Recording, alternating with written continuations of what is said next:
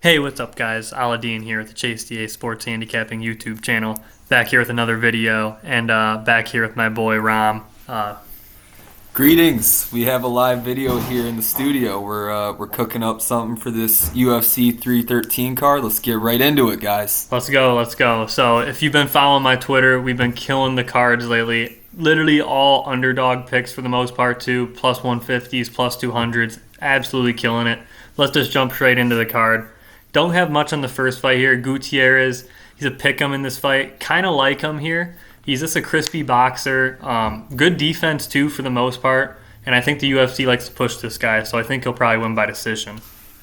I would take whoever you think is going to win this fight.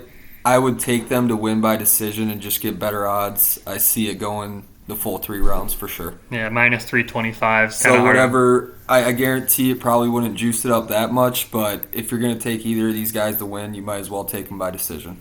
I agree completely on that one. That's just a rapid fire. We'll move on. On this one, I do have a decent amount of stuff. Jordan Santos, he's 7 years younger, and he only has one loss. 7 wins by finish, and his only loss was about 6 years ago, and it was by decision. So this guy's pretty defensively sound. Really smart MMA. At least what I saw in his tapes. It is his first fight in the UFC though, so he's got to be careful. One thing I did notice is all of Diaz's wins and losses are by KO in the first or second round. So I think this is the best play. Under 2.5, minus 140. I think that's pretty free. Diaz, even if he does get to the third round, he'll gas out in the first minute or two. So that should definitely cash, I think. Gonna move on rapid fire here. Didn't have anything for the next Santos guy. See a lot of people probably gonna do the Santos parlay. Probably gonna be a trap, so I wouldn't even get on that. Just get on the under in this one, you'll be okay. It's a trap. As you heard it right there. Moving on, biggest favorite on the card, they got Carlos Thiel versus Alex Morono. I feel like if you're just betting on Alex Morono at this point, you're kind of cooked because the guy is just he feel like a dead man walking. Like, I don't know, Liel is way bigger and stronger and faster than him. He's 4 years younger, and I just think he should finish this guy quite easily. Probably could be a bad KO. They have the under at minus 130. Do you have anything on this? Honestly, for me, this one is just one that I stay away from. I really just don't like betting on fights where you take a guy, veteran, who's been in the UFC for over 5 years, fighting a newer guy in Carlos Leal. This is where stinky stuff happens. So personally, I'm off this one. If anything, I would get on the under. Yeah, I do like the under at those odds. I pretty much pick him. I think the odds are just that even because Morono he could take a decent amount of damage, but he has been, I think, knocked out a few times. I think it was by like Nico He Price. looked awful in his last I fight. think it was against Nico Price. That was bad. But yeah, moving on, I think Liao should win. That's what the odds indicate. But I think another one, just pick the under, especially at those odds. Next fight, we're going on to the Petrosian versus Ferreira fight. Pretty much Petrosian, he got KO'd pretty bad by Shara Bullet in his last fight. It was like the KO of the year, was pretty spectacular. It was like a spinning double back fist. Ferreira, he could be dangerous though in the pocket. He does have that one hitter quitter power though. That's what I saw in a few of his fights. Petrosian doesn't have the best wrestling, so I think if he does get clipped and he decides to go there, I think that Ferreira will be able to stop the takedowns. But this one's kind of a toss-up. It's kind of a weird fight to pick. So no official pick for me, and until I maybe see more, I'll definitely post on Twitter if I do. I agree. I don't know about taking Petrosian as a favorite right now. I know it is against Ferreira, who's also not been tested very much. I kind of agree with my boy Dean here. I'm not going to pick a side in this one. Maybe closer to the fight night, we'll tweet something out if we're feeling it.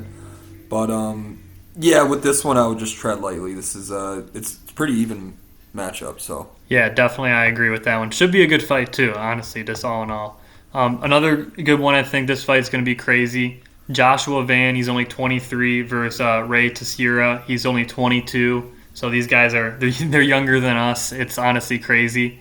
Ray, he's 10-0. Van has fought better competition though. He has crazy cardio and he has really good takedown defense. I think Ray's main winning, at least from what I saw, is by submission. His BJJ is really slick, really solid. So I think if it does go to the ground, I think he could tie up like maybe just like a choke of some kind, maybe just like a triangle. But I do think that these flyweight fights are kind of weird. They have over at minus 210, but both these guys are pretty lethal. So all in all, I probably will ride with Joshua Van, but I would maybe avoid the over-under in this fight. Super, super fast matchup. I mean, what we've seen from Van so far in the UFC, his boxing and the pace that this guy pushes, with the exception of the Charles Johnson knockout, that was not great. But every other fight we've seen this guy in, he's looked damn near flawless with his boxing. And then the pace is ridiculous. And I don't know too much about this Tesoria guy. I would have to imagine he's pretty quick as well, with it being, two pretty highly skilled flyweights. I would lean Van in this for sure. I think it could be a nice parlay piece, maybe add him with like one of the bigger favorites on the cards. And then in terms of picking a side on the over-under, I'm kind of off that one too. This one could go either way. So yeah, I completely agree with everything you said there. And I think just experience-wise, I think you just have to side with Van here on this one. So I'll probably pick him by decision. Definitely. Moving on, and you were talking about parlay pieces, I really do like Curtis Blades. He's minus 330. And from what I've seen from this Kuniev guy, he's pretty much a fat blob heavyweight. The UFC just keeps getting these random guys like Gaziev. Granted, they can maybe string a win or two together, but against top-level guys, they're just absolutely cooked. Blades has really only lost the top-level guys, Ngannou, Aspinall, Pavlovich. He got flash knockout by Lewis. All really solid guys, though. He's not really losing to any like blobs or like guys he shouldn't be losing to. Under 2.5 is minus 135. I think that's pretty much free money. I think. Right here, both of these are minus 135.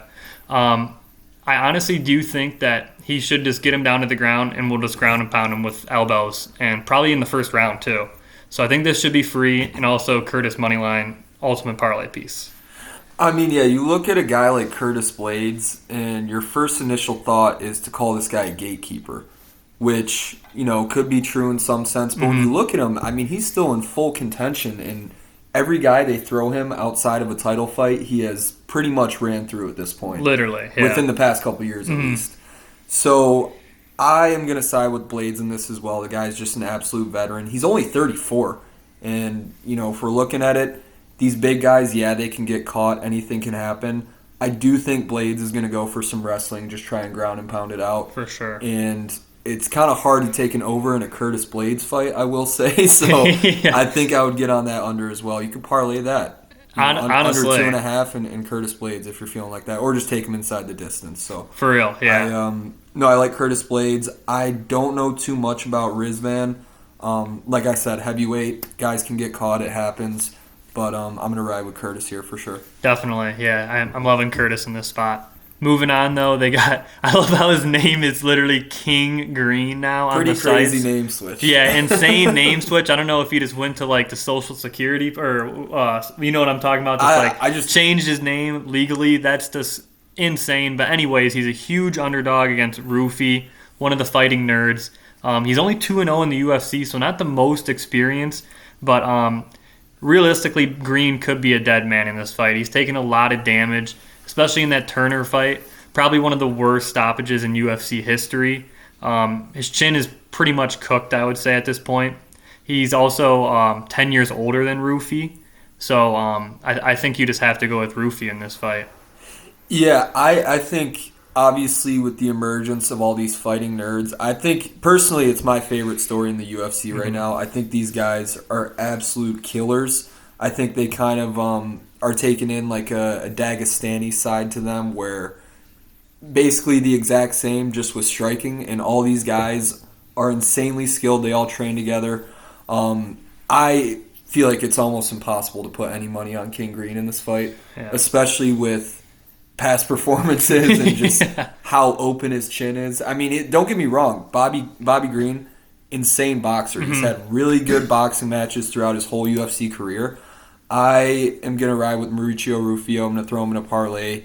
Probably take the under in that fight for sure, too. Yeah, I like that at -130. Not a bad piece at all. I will say, only thing about this, maybe to tread lightly on, is that out of the fighting nerds, Rufy is definitely the smallest sample size we've gotten so far. The guy's striking is some of the most creative striking I've seen. I think he's going to go for some crazy shit and try and knock him out in insane fashion. So I wouldn't be surprised if he's a little reluctant, just trying to kind of set up that shot, and that could possibly lead to a decision. That's the only way I see that. Obviously, power and technique, I'm going to take Ruffy right now all day. Okay, yeah, I honestly really agree with that. And just the main thing I was going to say is, like you did mention, Bobby does have really good boxing. But like I did mention, he's taken so much damage, I just feel like he'll be really reluctant to stand with him in the pocket and just bang. Agreed, So and he's not going to eat too many of his shots. He's going to sleep before that happens. Yeah, so. I think like you said, under 2.5 is for sure the best play here. And then Rufy in your parlay for sure.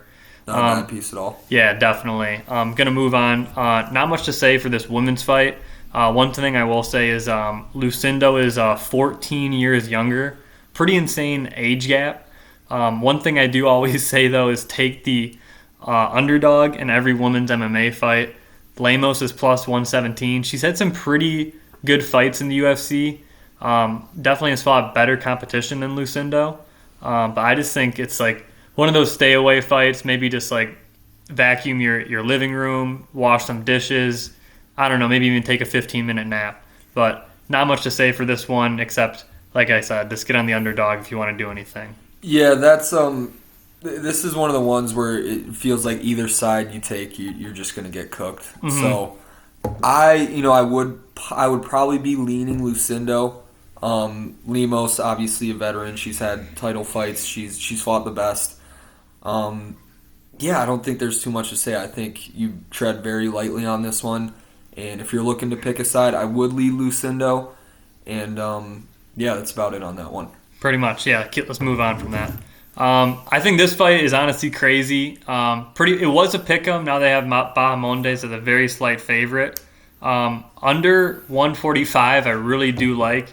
Every one of Jalen Turner's wins is by finish, and most of them are in the first 2 rounds.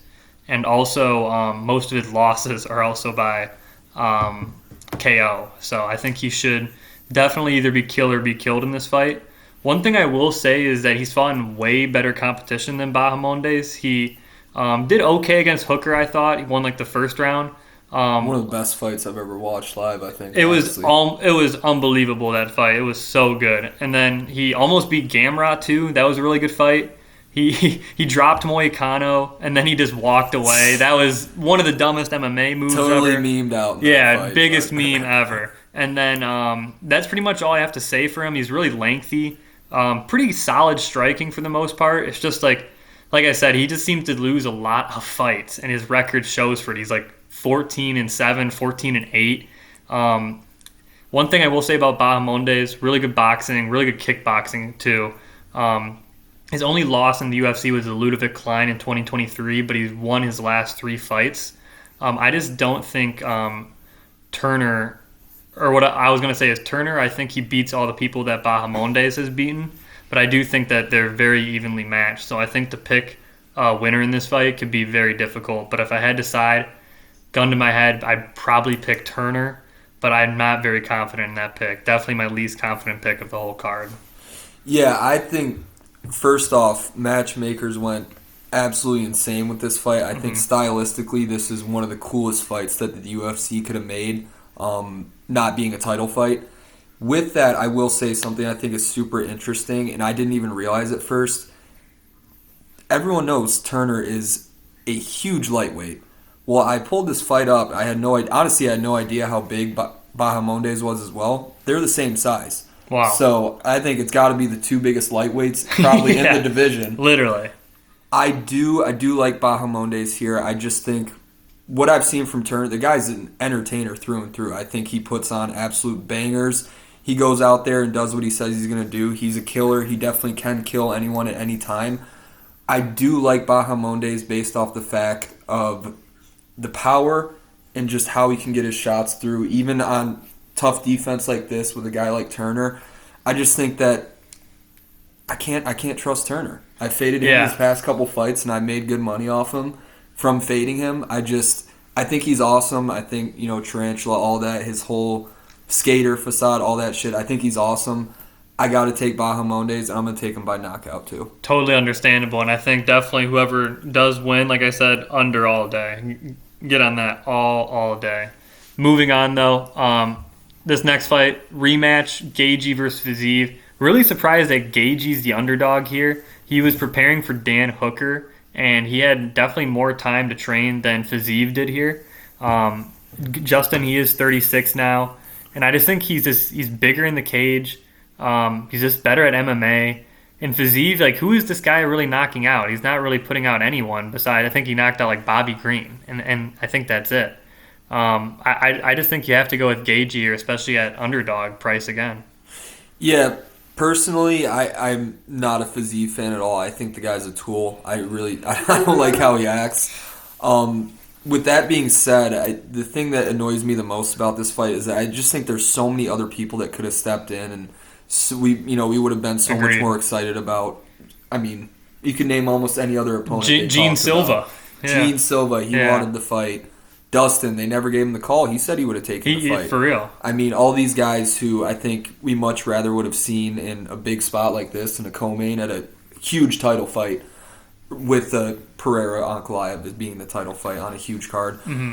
I think I'm going to go with Justin here all day. I mean, I'm not going to fade Justin, especially against a guy like Fiziev, not to mention, he beat him literally not even 2 years ago. Yeah. So I don't really see, this is one of the ones, like, this is why we do so well on these cards, guys. We see this, and we realize that this is a trap. They're going to get a bunch of guys who don't know much about UFC. They see his name Fiziev, stepping in on short notice. Gaethje has to change his game plan, all that. Well, let me tell you what, it's not going to be much of a different game plan. Both of these guys, Hooker and Fiziev, are crazy strikers through and through. I think Fiziev does have a pretty good grappling game, but obviously Gaethje's no slouch in that either. Yeah. I'm taking Justin. I'm taking him by fucking knockout. Let's go. Yeah, I love that play, for real. I think that Justin's just going to, like I said, he's just better at MMA. Like, he's just bigger, he's stronger. Probably the hardest hitting guy at this weight class. I just do think that he's going to win this fight pretty decisively. I'd love to see him get a knockout too. But moving on to the main event, this one, I'll be honest, we're definitely the most torn on. I'll say my part, and I'll let JD say his part. Ankalaev, I've been pretty big on this guy. Probably the last 2 or 3 years. He's just very methodical. I see at least when I watch him fight. One thing I do notice, and especially his fight with Jan Blachowicz, is he's very prone to low leg kicks. He hates them. He gets very injured by them when they're on the right button. And I think Pereira has some huge... Guess who has a really good leg kick? Yeah, he has huge low leg kicks. So I think Ankalaev won't stand with him probably more than a minute or two at a time. I think if he does get this fight to the ground, though, I think that it could be very bad for Alex. So I think he could just pretty much maybe not do a ton of damage, but just pretty much just lay on top of him and maybe just do that for 2 or 3 minutes in a round and maybe just slightly just wane him over 25 minutes. But I don't know about the under in this fight. It's kind of weird. I'd love to see a good knockout from Poatan, but I just don't know. This fight just has me really, really torn. I do agree to a certain extent, and obviously for everyone watching this video that knows me, they know I'm riding with Poatan no matter what. It wouldn't really matter who he's fighting unless it's DDP. Then I'm gonna flip a coin at that point. I think Dean said it best. I think if Ankalaev can actually get Poatan to the ground, I think it could be a long night for sure. Yeah. I mean, depending on, and that's the thing with Alex that we haven't really seen. I mean, we've seen Jan Blachowicz. I think he took him down a couple times in that fight, but for the most part, it was just grappling up against the cage. John was holding the control time.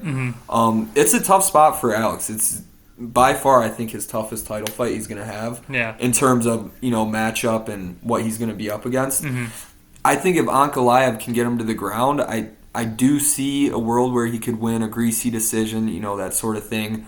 However, if Poatan, if they stand up and he keeps him up, I think it's Night. virtually impossible that Ankalaev beats this guy in the striking department. I'd be blown away. I would be blown away. Yeah. And Ankalaev, and that's saying a lot because Ankalaev is no slouch with the striking. Pretty solid. I would say yeah. he's actually one of those Dagestani guys that's more known to have like Good kickboxing. really good kickboxing, really Yeah. good striking, insane frame. I'm gonna ride with Poatan, and I am also gonna sprinkle on the over in this as well because Okay. I can see this being a battle. I know a lot of people think that Poatan's just going to knock him out in a minute, which that can happen. It's the UFC. He is but Poatan, also, yeah. I think Ankalaev, this guy's been waiting for this title fight for over 2 years. He's knocked out every contender that he's had to. So it's his time to shine, too. And I will throw in here just a sprinkle. It is Ramadan. He's having some issues fasting. I saw that he is breaking his fast. I did for see, that. yeah. But also, just something to think about. Yeah, that will definitely be in the back of his mind. One last note I did have is Ankalaev. He is 5 years younger, but Poatan, he does have a 4-inch reach advantage, which could be massive for the stand-up game. Yeah. So and like Dean said, watch out for those leg kicks because you will see that for sure. Oh, I think if those start, in the first minute. If those start to add up, it could be a long night for Ankalaev too. It really can go either way for these guys, and that's why it's a pick 'em. Exactly. That's why the odds are completely even. But that's pretty much all we have to say. Biggest lock, like I said, is probably Curtis Blades. Get on him. Probably by finish. Under 2 is a lock in that one. Anything else you have to say? Guys, we drop live bonus plays every card. We have been hitting like crazy, and we don't charge for a VIP like some of these other slumps who go 3 for 8. Free all day. We don't do that. Free all day. We make money. You guys make money. Guys, we've been killing these cards. Get on this. Come on this journey with us. It's going to be a big year. It's a big card. Let's win some bets. Let's go, JD. Happy to share another video with you guys. Have a good night. Have Thank a good you. one, guys.